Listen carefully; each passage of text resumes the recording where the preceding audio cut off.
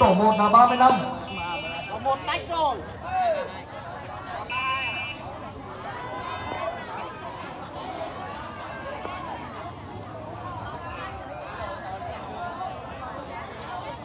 Tổ 1 tách rồi không?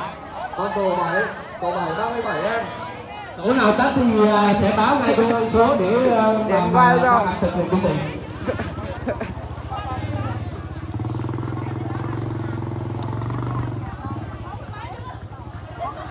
Còn các em trong tổ kèm nữa anh Dũng ơi, các em trong tổ kèm nữa, các em tổ kèm chúng ta sẽ sắp xếp 2 em một tổ từ tổ 1 đến tổ 8.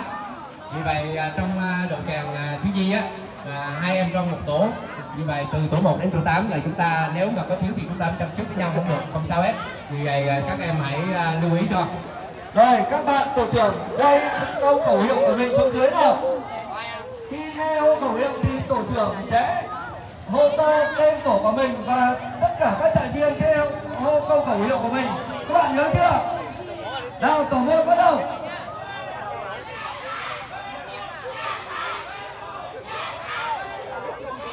Còn yếu lắm. Hô 5 lần nào. Hô lại đây.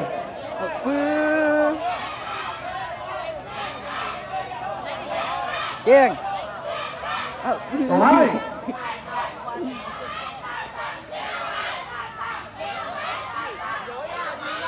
Tổ 3. Phim. Tổ 4. Và chúng ta chỉ có 30 phút. Chúng ta làm vệ sinh, sau đó ổn định tất cả những đồ quân tư trang. Các bạn lưu ý này, tất cả những đồ quân tư trang đã nói các bạn rồi. Nếu mà các bạn mà cố tình mang những điện thoại hay này đó thì mình phải tự bảo quản lấy, hoặc là nhờ các anh chị giám viên bảo quản dùm. Chứ chúng ta không để lung tung sau này mất là chúng ta không ai chịu trách nhiệm cho chúng ta cả.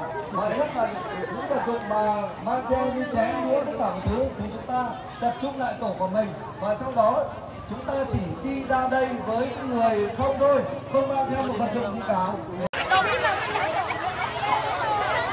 Tất cả các trại sinh sẽ đi theo của mình, chúng ta đều phải dọn dẹp cho sạch sẽ, bởi vì đây cũng là trong quy trình chấm điểm của quy tắc điện thoại.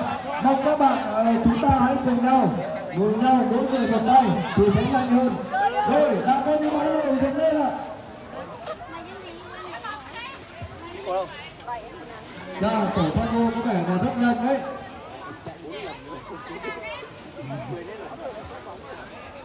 Rồi, tổ 4 Teresa cũng đã được lựa chọn lên rồi. Các bạn đã trải bạt. Rồi, tổ đu xe cũng đã được dựng lên. Dạ, nếu mà các tổ thì tổ đu xe là có thể chỗ cao ráo nhất. Rồi, tổ công bố. Đây. Sau này dựng tụt về sau này. Tổ 5 dựng lên. Đây, tim đây, tất cả các bạn.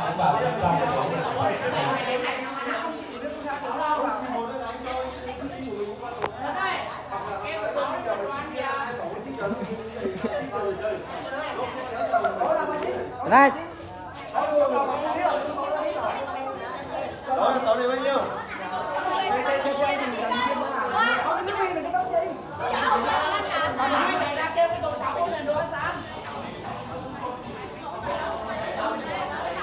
Được tổ 1 bao nhiêu?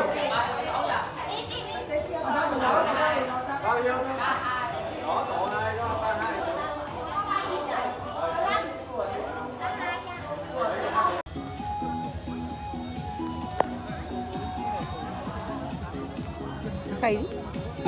Anh Dũng đâu rồi?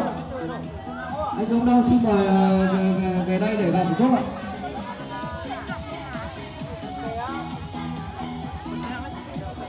Nếu có món nó bảng.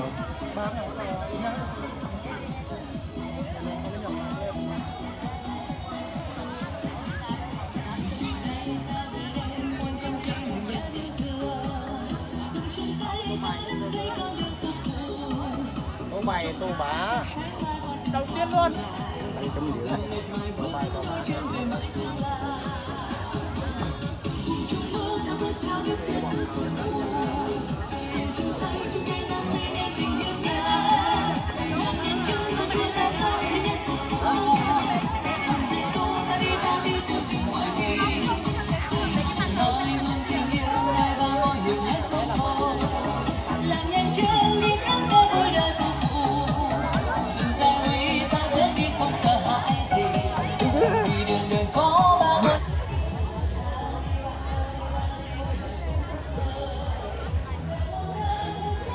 Putih tahu lagi.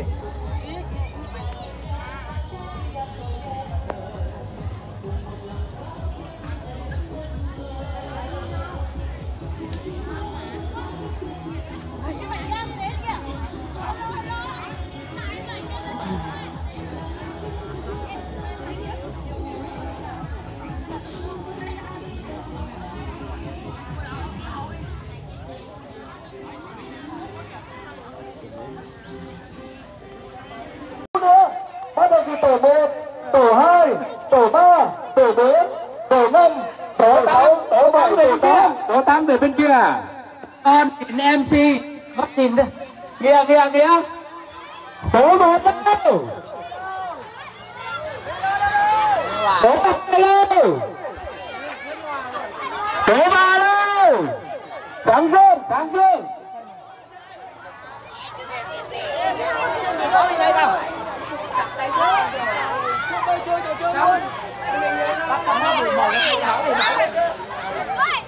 Rồi. Đâu? Tổ 1 sẽ hô.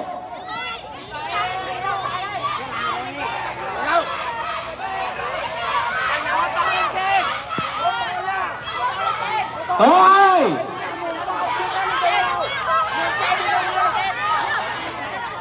Tổ 3. Ôi, bớt. Tổ 4. Tổ 5. Các chị sẽ phát can về. Tổ 6. Tổ 7. Tổ 3.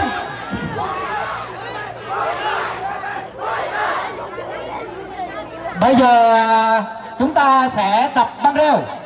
Vì vậy xin các chị, các anh chị mà đã chọn để làm mẫu thì chúng ta lên để hô băng reo để cho các em cùng làm theo. Nhớ chưa? Đâu? Ai là người múa mẫu đâu? Những người hô băng reo ấy. Chúc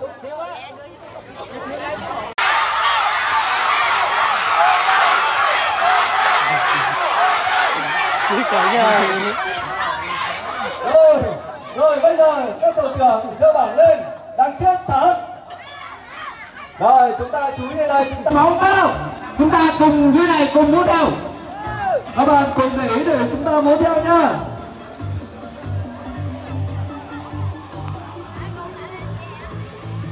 Của nhà anh Long rồi, anh ơi. Nhạc lớn lên tí ạ. Lớn nhạc bên anh.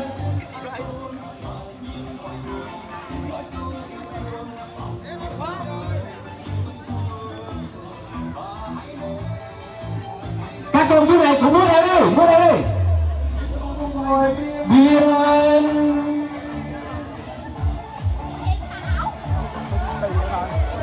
Dạ. Mà lên, dạ. Không sao. Đặt âm thanh một tí không sao.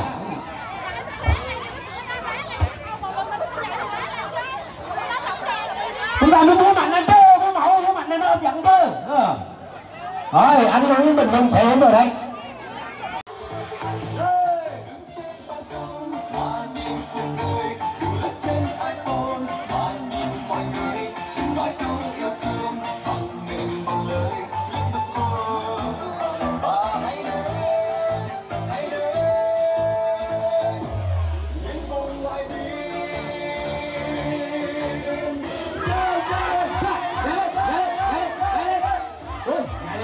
Nhảy lên. Chú này nè, nhảy lên chưa?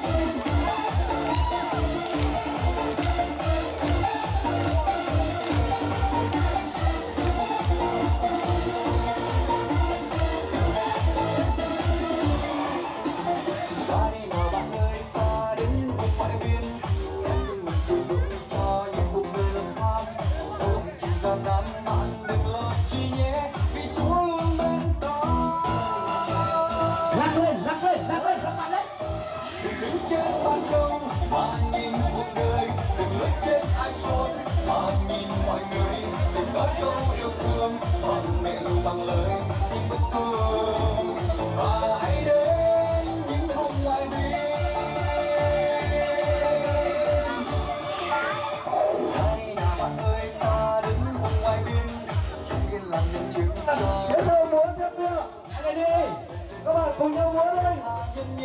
Hạnh phúc khi trao bóng. Đứng trên ban công, bạn nhìn cuộc đời, lướt trên iPhone, bạn nhìn mọi người, đừng nói câu yêu thương, bằng miệng bằng lời, nhưng với xương, và hãy đến những hôm ngoài biên.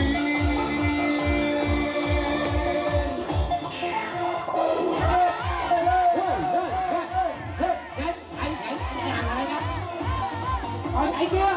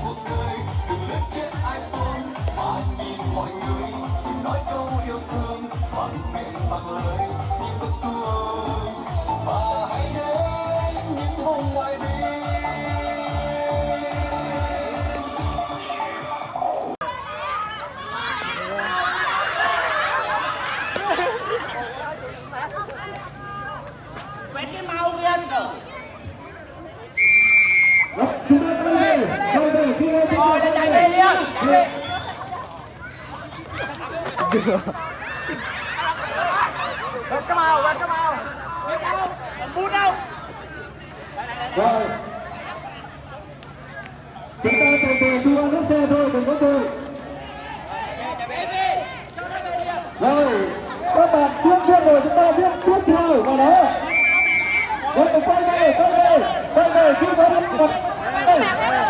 Khi có được quay về đây. Đánh nó về, không cho nó cái đó mà khi cái rồi.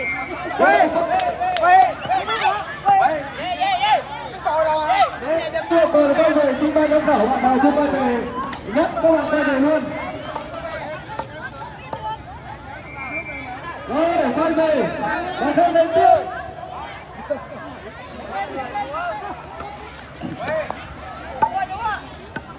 Rồi, các bạn chuẩn bị lên. Chưa về mình sao Rồi, quay về, các bạn dắt lên. chạy về lên. Ra cầu là chạy về. Châu co, chúng ta có dùng cái gì trên tinh thần. Trời đổ quá.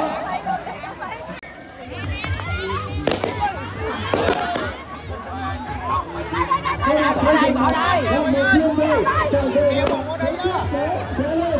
Chạy vào đây.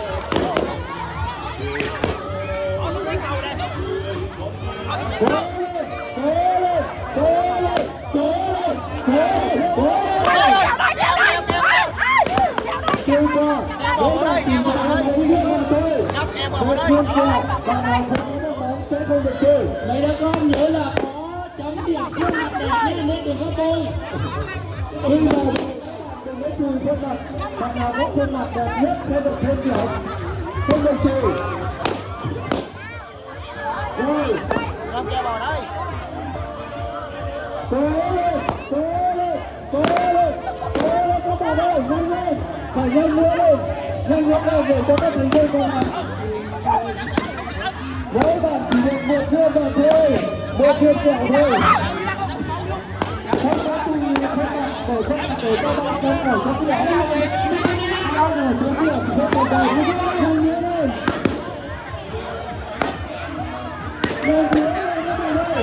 Nhanh nữa lên. Các bạn hết nhẹ này các bạn bỏ ra đĩa.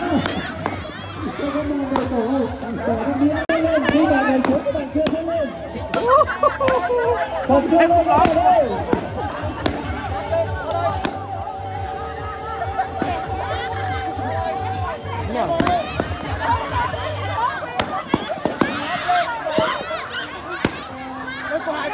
Bạn nào không có bóng là không được lên. Rồi, lên đâu các bạn ơi. Lên. Mỗi bạn chỉ được lên một lần mà thôi. Nếu mà không mặt ai mà còn sạch là bạn lại đang vào tổ luôn. Bạn nào có khuôn mặt thành tay này một tổ.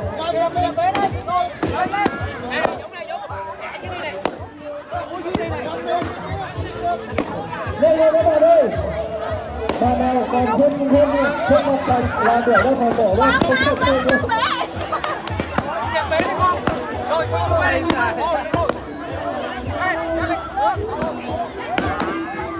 Hiện nay ở trong tổ còn rất nhiều khuôn mặt bất vật thành. Được việc chân và quay về sẽ đưa bao cho bạn khác. Các bạn hãy lên nào, bình tĩnh.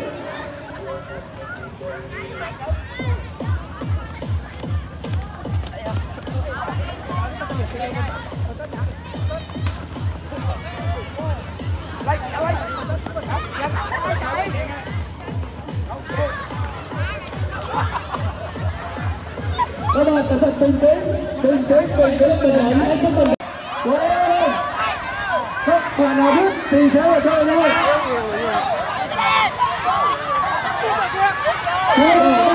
Có tổ hai đi, có ba là đúng rồi. Tổ ba đã đúng rồi. Hai đúng rồi.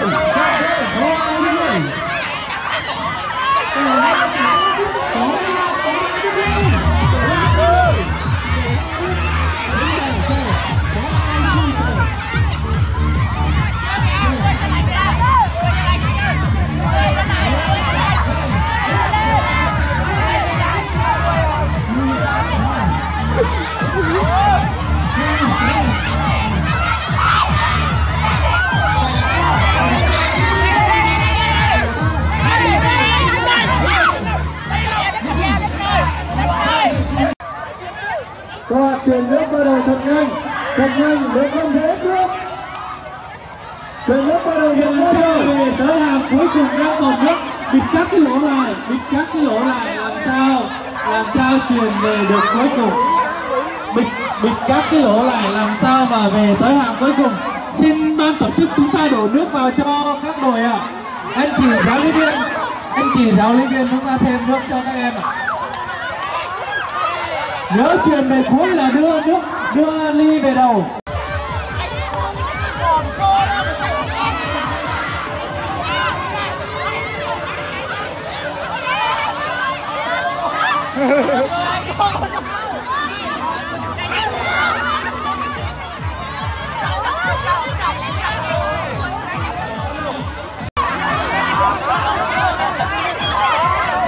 Người cuối cùng đưa ca về đầu.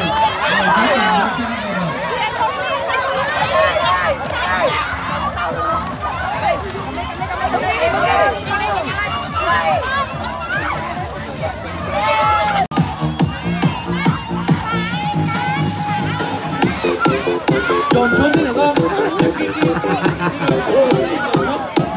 nữa. Dồn xuống. Dồn xuống thế con. Dồn xuống tí nữa.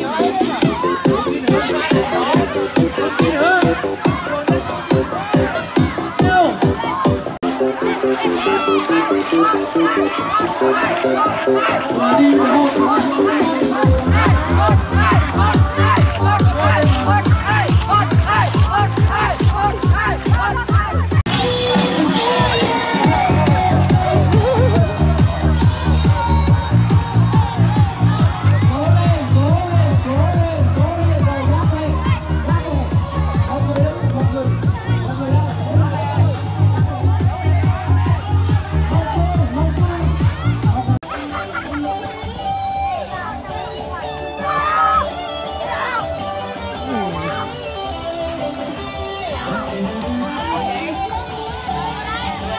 Chúng ta có gần 1 tiếng nấu ăn rồi và nhiều tổ còn nhiều đồ ăn chưa nấu lắm.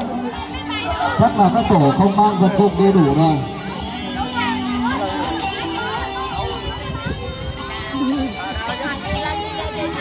Các tổ chú ý, chúng ta chú ý đến nồi cơm. Cơm nấu phải chín, chứ cơm sống nấu lại khó lắm. Đồ ăn sống có thể nấu lại được, nhưng cơm thì chịu rồi.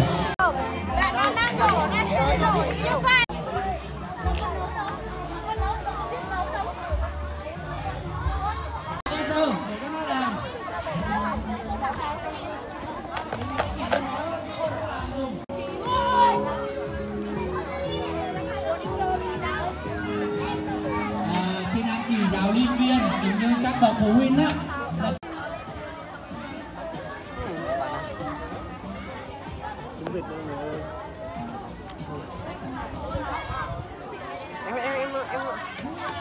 Anh quay video đó. Quay video. Quỳnh.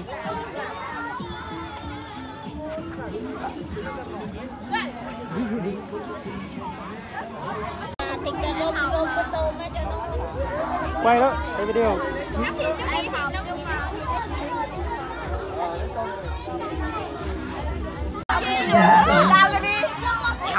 Sợ à? Bảo Châu. Quay này, quay video này.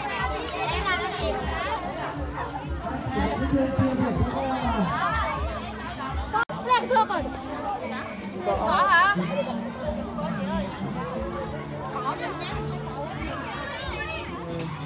Có phim. Có phim.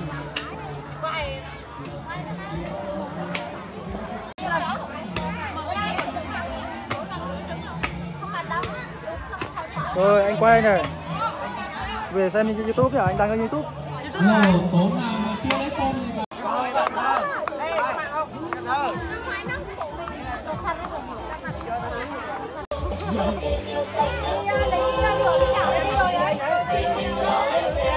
Chỗ này nó không rong này, cơm rồi.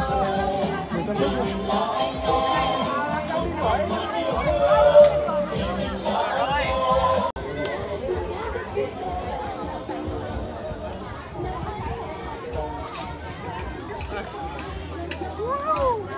Rồi, kìa. Lấy nữa anh. Em đổ đi.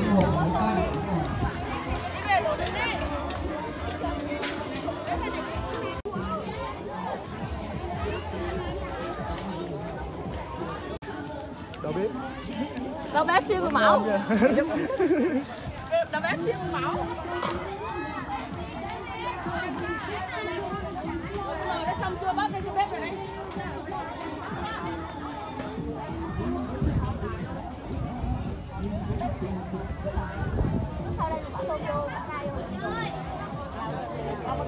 Đi rửa này đi, rửa này đi.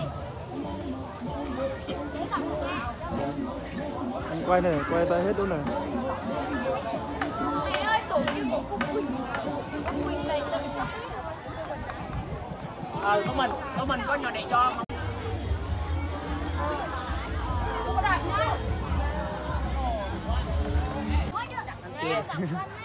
Đấy là cơm này nhiều. rồi xếp vào cái gì lấy chén cơm, lấy cơm sẵn đi. Đây chị ăn cơm. Đây chị. Rồi. Chú ăn đâu? Khi nào ta làm giảm giá rồi mới được ăn. Rồi đấy. Bới cơm ra hết đi. Phục vụ cho đầy đủ rồi. Rồi cho làm dấu đánh giá xong rồi thì chúng ta mới được phép ăn cơm nhá. Rồi, ok. Mấy cái trại này ok nè. Trại này ok. Rồi trại này chưa có thức ăn cái gì đâu vậy? Các anh lớn là phục vụ đi. Phục vụ đi. Phục vụ đi rồi.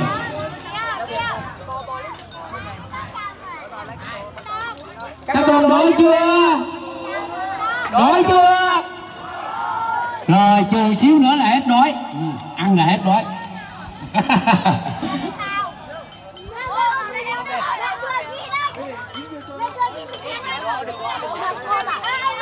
Khẳng Cổ sao? Lên. Lên. Lên.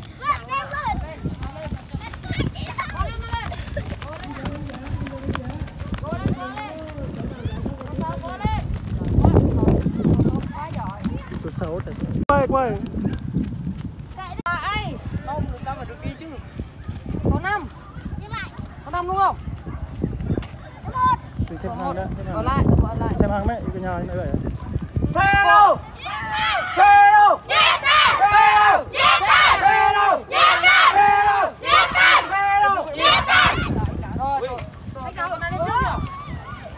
Đi đâu đây? Đi xe mang vào. Xem hàng đi. Đây. Bố tao ăn. Thẳng ăn. Bố đi. Dạ. Bố lên dòng tao ăn đi. Quay. Có người đi trước rồi kìa. Quay. Không phải đâu, mình đi đâu. Ai đi trước? Tù. Đi đâu đây? Đi đâu đây? Đi đâu đây? Có người đi tìm ơi. Đi đâu? Đi đâu? Đi tìm mà. Có người đi tìm ơi. Đi cái là ảnh đi tìm ảnh cha rộng lắm ấy. Ôi em đây có tờ giấy. Đi xuống đi. Đi xuống chờ đi. Nhưng mà tụi mày đi sau. Em tụi em đi trước mà. Đi xuống. Đi xuống bên kia, tổ 2 ở lại. Tổ 2 với tổ 5 với tổ 3 ở lại. Tổ đây đấy. Đấy, mình con bên đây. Con này. Tổ này lớn nước không à. Tại vì tổ này tổ trưởng đi đâu mất tiêu ấy. Không phải vừa nãy ấy. Không, vừa nãy bạn này vô là tổ kia. Chui vô, nằm vô. Trời ơi. Nằm xuống.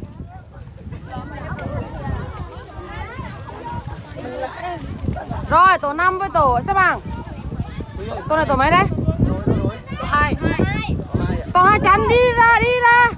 Lẻ bên này. Lẻ chị mà em tổ 2 chắn mà. Tổ 2 đi ra chỗ khác. À, Tổ 2 chắn là chạy á. Tổ 2 chắn là chạy. Tổ 2 rồi. Tổ 2 chạy đi. Tổ 2 chạy đi. Tổ 2 chạy đi. Rồi. Ôi.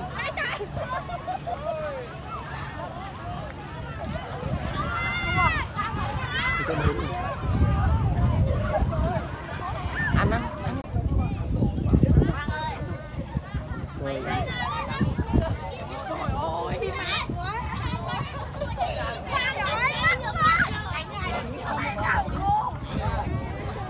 Bao giờ sáng thì anh gọi nha, bây giờ chết sáng rồi. Mấy con 12 giờ thôi, nửa đêm. Không được cười. Không được cười nhá. Không được cười.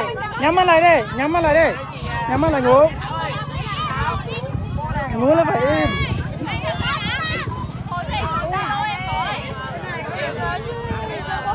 Chưa.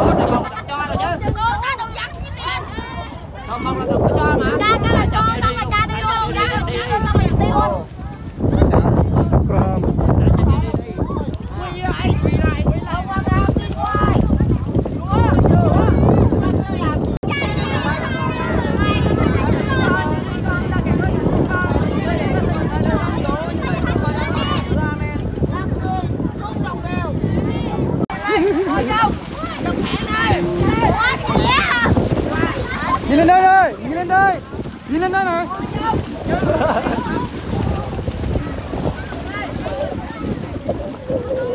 Trời,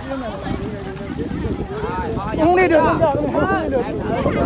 Vâng nào, không đi được.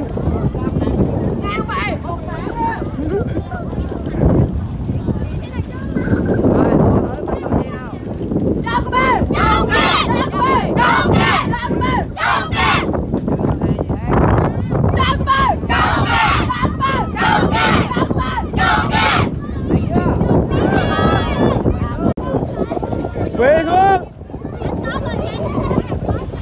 Không bị hết chưa? Cái đội này chưa ngon đúng không? Ngoan rồi. Rồi, anh tổ trưởng đứng lên.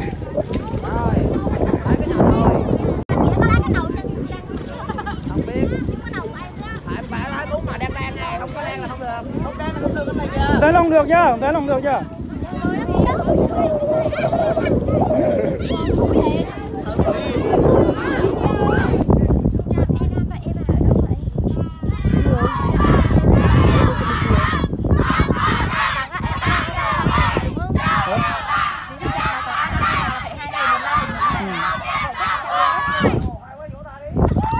chị Lành đó.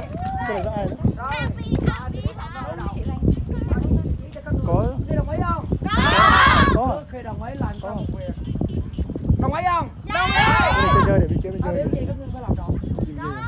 Rõ không? Không thấy đường đi đâu. Các ngươi quỳ xuống bên kia học nước. Bên này quỳ xuống kia học nước. Quỳ xuống. Quỳ xuống. Không đi được.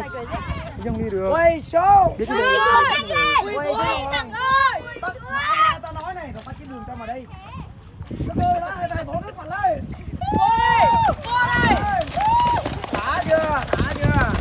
Mặt lên. Mạnh lên.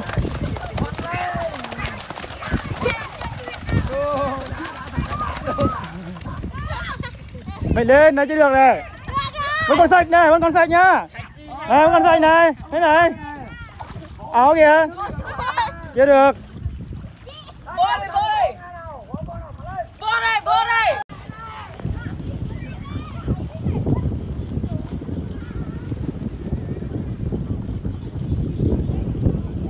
Rồi đứng lên.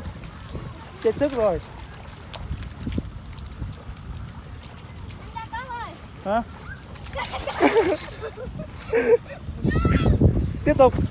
Cái cuộc thi lần này á, nó khó hơn lần trước. Khó hơn nào năm ngoái mà. Nó khó hơn năm trước. Không phải là khó mà nó dơ hơn. Biết không? Nó dơ hơn, không phải là... Ân. Ôi ân nữa.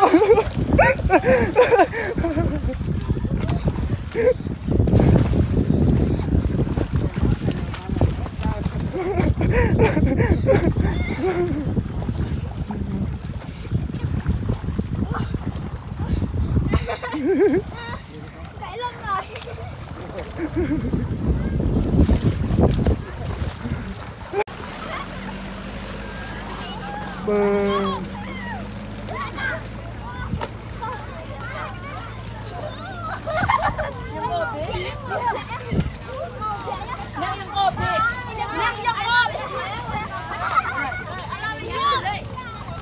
Quay video.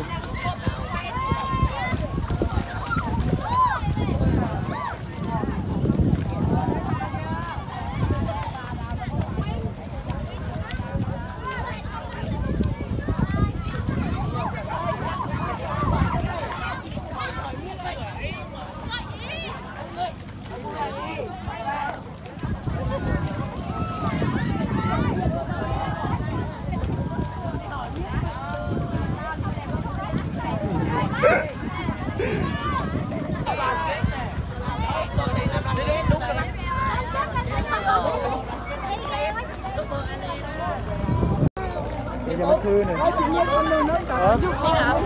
Nha, bỏ đây.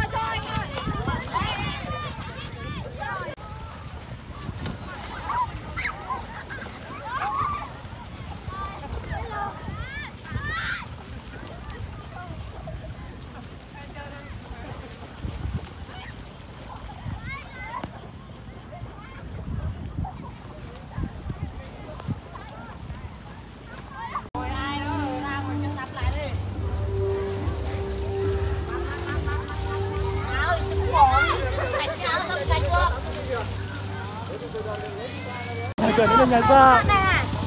Rác này là chúng ta ăn à? Để cho tổ trưởng, đi. Đưa cho tổ trưởng đi.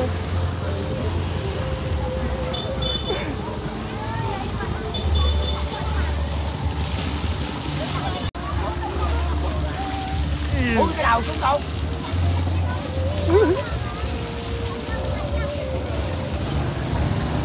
Chúng ta cùng bước đi tìm gặp những bạn yêu ca nhảy năm tám. Nhưng chúng ta là các bạn trẻ. Chúng ta để nhảy nhiều hơn đâu. Tay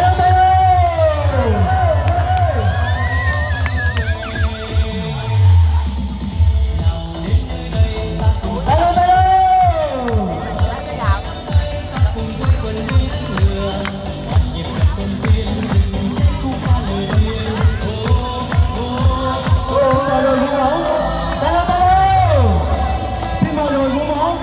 có cô máu đâu. Và cô máu đang quay cái lửa.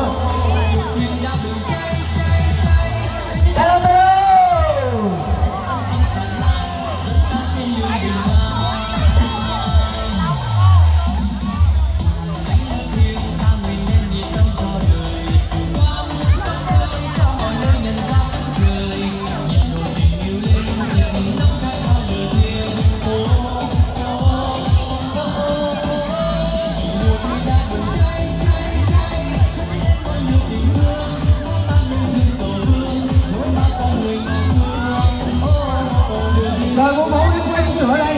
Rồi cô máu đi quay cái lửa. Rồi các bạn nhảy theo cô máu nha. Đấy đi đâu? Nào các bạn ơi, chúng ta nhảy theo cô máu nào.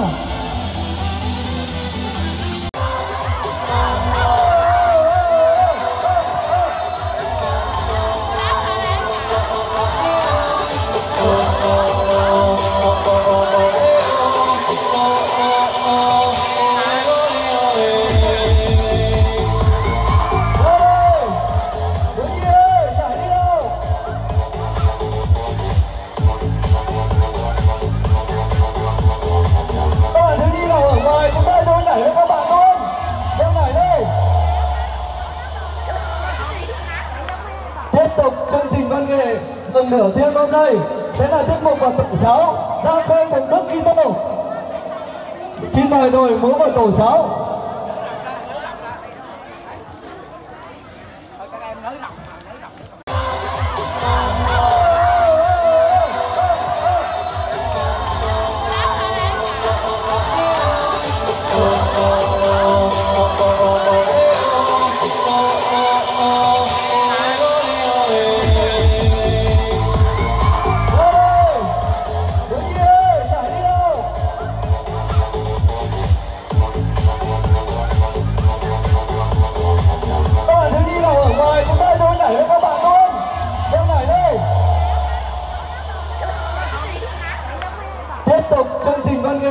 Phần nửa thiên hôm nay sẽ là tiết mục vào tổ 6 đang khơi một nước Kitô.